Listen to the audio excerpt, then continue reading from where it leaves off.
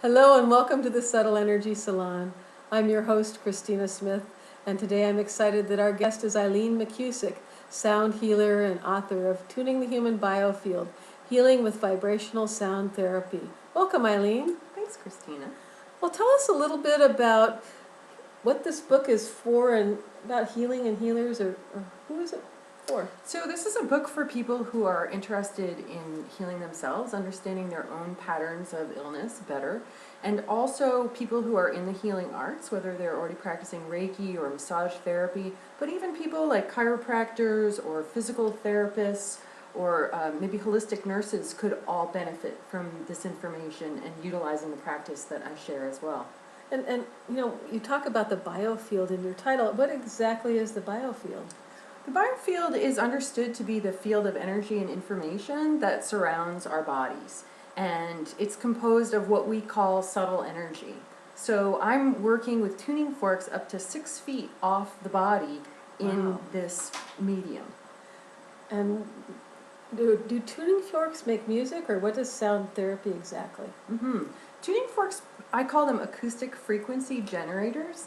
They produce a pure acoustic frequency that affects our physiology. Really? Directly? Directly, yeah. And do we do that anyway in our lives, or how? Is there any example of that and how we might associate with that? Sure. People use music all the time to regulate their moods and states, and sound is actually the original medium of healing. It's been used for many thousands of years in every culture on Earth in different ways, whether it's Aborigines using didgeridoos or temple bells or gongs or even things like chanting or even singing. Wow. So it's really an old form of healing. And what are some of the benefits that people get from sound therapy? So in my work, I've seen people have sometimes dramatic responses. I've seen it treat things like post-traumatic stress disorder, anxiety, depression, being stuck in particular patterns of thought or action or behavior that might not serve us. So it has the potential to sort of give a reboot to the whole system, sort of reset it to a more harmonic place. Wow, that sounds like it's amazing. It is pretty amazing, and it's pretty simple too. And I actually, in the book, I outline the method that I call sound balancing, which uses the tuning fork. So all you really need is one tuning fork to get started, and the book will get you started right away with the technique to start working on friends and loved ones, or if you're already in practice, you can start incorporating it into whatever practice you have. So in the book you have a complete technique, is that right? Yep, complete technique is listed in the book. Yep. And is it hard? Is there expensive equipment, or is it hard to learn or anything No, like that? it's very simple, and actually over the 18 years that I've been doing it, I've actually figured out how to make it more and more simple. Wow. So one tuning fork and the instructions in the book, and you can get started really right away.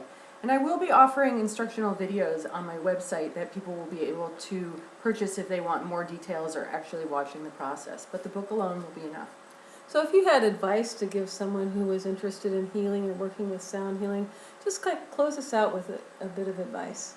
Sure. Well, there's a lot of great information right now coming out about sound healing. You know, it is the most ancient medium of healing, but it really is enjoying a renaissance right now, and there's many different tools and techniques out there, singing bowls and gongs and different types of music.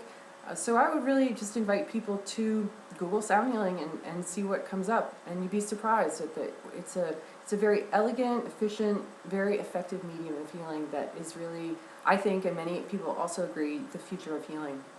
I agree. Thank you so much, Eileen. I appreciate you being on the show. Tuning the Human Biofield with Eileen McKusick, a must-read book. Thanks, Christina. Thank you.